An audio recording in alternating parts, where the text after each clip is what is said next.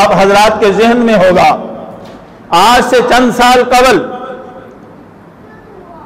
سوات کے علاقے کے اندر ایک واقعہ رونما ہوتا ہے۔ واقعہ کیا ہے کہ چند بچیاں وین کے اوپر سکول جا رہی ہیں، ان کے اوپر فائرنگ ہوتی ہے۔ اس فائرنگ کے نتیجے کے اندر چند بچیاں زخمی ہوتی ہیں۔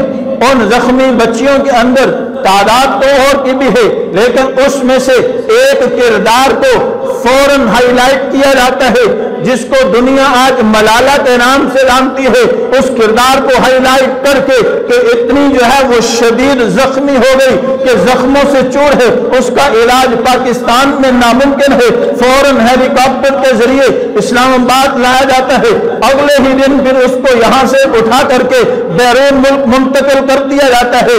چوتھے دن اس کی تصویر جو میڈیا کے اوپر آتی ہے، کہیں زخم کا کوئی نشان نظر نہیں آتا کہ ایسے ان کے پاس جو ہے وہ جدید ٹیکنالوجی تھی کہ کہاں 3 دن قبل وہ موت و حیات کی کشمکش میں ہے اور ٹھیک 3 دن بعد جو ہے اس کے جسم پر کوئی زخم نظر نہیں آتا،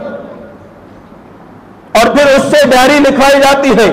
پھر اس ڈائری کے اندر سب سے پہلا جو اس بدبخت کا جملہ وائرل ہوتا ہے، اور اس جملے کے اندر وہ کہتی ہے بدبخت کہ جب میں داڑھی کو دیکھتی ہوں تو مجھے ابو جہل نظر آتا ہے، مجھے ابو جہل کا دور نظر آ جاتا ہے۔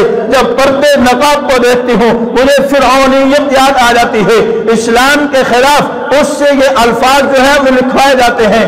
اس وقت ایک کورس کرنے کے لیے میں پرل کانٹیننٹل ہوٹل پی سی کے اندر ایک کلاس ہو رہی تھی، اس کلاس کا میں بھی حصہ تھا، میں بھی وہ کلاس کر رہا تھا۔ آخری دن تھا، اس دن جناب سٹی 42 والے اور چند ایک اور چینل ڈاکٹر عبدالصمد کے پاس جو ہے وہ آئے۔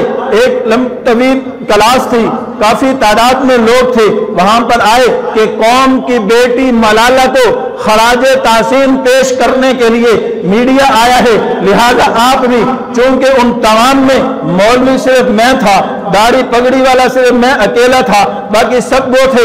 مجھے انہوں نے کہا کہ مولوی صاحب آپ آئیں، آپ بھی چند جملے کہیں اور پھر اس کی صحت یابی کے لیے دعا کروا دیں۔ یہ قوم کی بیٹی تھی، میں نے وہاں بھی کہا تھا کہ خدا کی قسم قوم کی بیٹی وہ نہیں ہو سکتی جس کو مغرب اپنی تحویل میں لے کر کے اپنے پاس بٹھا کر کے اس کی صحت و سلامتی کے لیے کردار ادا کرے۔ قوم کی بیٹی تو وہ ہو سکتی ہے کہ جس کو مغرب اٹھا کر کے لے جائے اور سلاخوں کے پیچھے بند کر دے، اور سینکڑوں دن گزر جانے کے باوجود جو ہے وہ اس کا کوئی پرسان حال نہ ہو، اس سے کوئی پوچھنے والا نہ ہو۔ قوم کی بیٹی اسے کہتے ہیں، کردار اس نے ادا کیا جس کو قوم آفیہ صدیقی کے نام سے جانتی ہے۔ وہ قوم کی بیٹی نہیں ہو سکتی، وہ قوم کی غدار ہو سکتی ہے، وہ اسلام کی غدار ہو سکتی ہے جس کو مغرب اور کافر یہود و نصارہ پرموٹ کر رہے ہیں، اس کو اٹھا کر کے لے جا رہے ہیں۔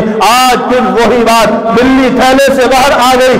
2 دن قبل وہ بدبخت ملالہ ایک انٹرویو دیتی ہے انگلینڈ کے ایک جریدے کو، اس سے جب سوال پوچھا جاتا ہے نکاح کے متعلق، وہ کہتی ہے کہ یہ نکاح کیا ہے، یہ نکاح کا کنسپٹ کیا ہے، آخر عورت اور مرد کو نکاح کے بندھن کے اندر کیوں باندھ دیا جاتا ہے، آخر یہ کیوں نہیں ہوتا کہ ایک مرد اور عورت پارٹنر کی حیثیت سے اپنی زندگی کیوں نہیں گزار سکتے، ان کے اوپر یہ پابندی کیوں ہے؟ تو میں اس کو یہ کہوں گا کہ بی بی یہ پابندی تیرے لیے نہیں ہے، یہ پابندیاں تو ان کے لیے ہیں جو اللہ پر بھی ایمان رکھتے ہیں، اللہ کے نبی پر بھی ایمان رکھتے ہیں، اللہ اور اللہ کے نبی کی تعلیمات پر ایمان رکھتے ہیں، قرآن پر ایمان رکھتے ہیں، قرآنی احکامات پر ایمان رکھتے ہیں، ایمان کے دائرے کے اندر رہتے ہوئے اپنی زندگی گزارتے ہیں۔ ان کے لیے پابندیاں ہیں نکاحیں جھکا کر کے رکھو، ان کے لیے پابندیاں ہیں اپنے چہرے کو ڈھانپ کے رکھو، ان کے لیے پابندیاں ہیں یہ کام کرو، ان کے لیے پابندیاں ہیں ایک مرد 4 سے زائد عورتیں ایک وقت میں اپنے نکاح میں نہیں رکھ سکتا، ان کے لیے پابندیاں ہیں ایک عورت ایک مرد کے علاوہ کسی اور مرد سے تعلقات استوار نہیں کر سکتی۔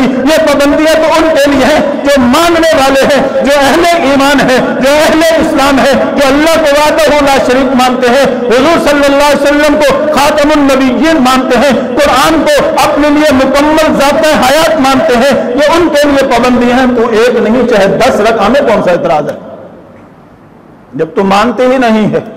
जब तू कुरान को, इस्लामी तालीमात को अपने अकल के दायरे में परखने की कोशिश करेगी, तेरा न ईमान से ताल्लुक है, न तेरा कुरान से ताल्लुक है, न तेरा इस्लाम से ताल्लुक है, तो 10 नहीं तू 1000 रख, हमें इससे कोई सरोकार नहीं। आज जो है वो सोशल मीडिया, दूसरे मीडिया पर अहले ईमान और इस्लाम सरापा एहतजाज है, और बाद ऐसे भी मैंने देखे कि ये उसने बात नहीं कही होगी। भाई कैसे नहीं कही होगी? ऐसे थोड़ी होता है कि सवात की वैन से उठा करके हेलीकॉप्टर के जरिए इस्लामाबाद, फिर इस्लामाबाद की सरजमीन से मगरब में बिठा करके उसको मुकम्मल प्रोटोकॉल दे करके उसको जो है वो नोबेल प्राइज इनाम दिया जाता है। कि नोबेल प्राइज क्यों दिया जाता है? ये इसलिए दिया जाता है कि आने वाले दिनों में उससे काम लेना। उसके अलावा और कोई कौम की बेटियां नहीं जिन्होंने तालीम के मैदान में, कौम की वो बेटी जिसने आर्मी पब्लिक स्कूल के अंदर अपनी जान का नजराना पेश करके अपने कई स्टूडेंटों की जान बचाई, उसने आज उसको कोई नहीं जानता। इस तरह की बेशुमार कौम की बेटियां जो है वो मौजूद हैं, लेकिन उनका नामो निशान नहीं है। यहाँ पर फेमस वही होगा, यहाँ पर मारूफ वही होगा, यहाँ पर आगे उसी को लाया जाएगा जो मगरब की हाँ में हाँ मिला करके इस्लाम के खिलाफ जो है वो बात करने के लिए आए। तो इसलिए मेरे दोस्तों, मलाला कौम की बेटी नहीं है, मलाला इस्लाम की बेटी नहीं है। खुदा की कसम, मलाला अगर कौम और इस्लाम और मशरकी रिवायात और मशरक की बेटी होती तो वो कभी भी आज मगरब में ना बैठी होती, कभी भी आज उन यहूद और नसारा के साथ मुख्तलिफ इवेंट जो है वो अटेंड न कर रही होती, वहां पर जो है वो मोटिवेशनल स्पीकर न बनी हुई होती, वो हर जगह पर इस्लाम की जो है वो बात करती नजर आती। इसलिए उसका इस्लाम से कोई ताल्लुक नहीं है, परेशान होने की जरूरत नहीं है, वो उन्हीं की है, इसलिए उसने उन्हीं की जुबान बोलनी है। हमें जो है अपने आप को सुधारना होगा कि हमने जो है वो किस दर्जे में रह करके अपनी आने वाली नस्ल की जो है वो हिफाजत करनी है, उनको हया के दायरे में रख के इस्लाम से मुतारिफ करा के, इस्लामी तालीमात से मुतारिफ करा के उनकी तरबियत करनी है। ये मुझसे और आपसे इस बारे में सवाल किया जाएगा। तो इसलिए मलाला इस बात पर परेशान नहीं होना चाहिए। ये उस वक्त भी मैंने अभी इस वाक़े को 3 दिन हुए थे, पीसी में खड़े होकर के मैंने मीडिया के ऊपर यही कहा था, ये कौम की बेटी नहीं है, कौम की बेटी आफिया है जो कैदबंद की सूरतें बर्दाश्त कर रही है। लेकिन मेरे इस बयान को उस वक्त सेंसर कर दिया, दिखाया नहीं गया था। उन लोगों के बयान जो है वो सिटी 40 के ऊपर दिखाए गए थे जिन्होंने उसके हक में बात की थी, उसको खराजे तहसीन पेश किया था, और मैंने चूंकि हक और सच कहा था इसलिए बयान को उस दरमियान में से काट दिया गया था। रिकॉर्डिंग हुई थी लेकिन उसको चलाया नहीं गया था। तो इसलिए मेरे दोस्तों, एक ये बात दिलदोज खबर है, आज जो है ये बात ज़हन नशीन कर लें, अगर हम इसे बदबख्त और मुनाफिकीन के किरदार को अपनी नस्ल पर वाज़ेह नहीं करेंगे तो ये आप लोगों के लिए तैयार की जा रही है। आने वाले एक वक्त में हो सकता है मुइन कुरैशी की तरह या इसी तरह जो है वो जुल्फी बुखारी की तरह या फैसल वाबदा की तरह इन लोगों की तरह प्लांटेड तैयार करके तुम्हारे ऊपर प्राइम मिनिस्टर की सीट पर ला करके बिठा दी जाए। ये वक्त भी आ सकता है, दो उस वक्त से और अभी से जो है वो बेदार होना होगा।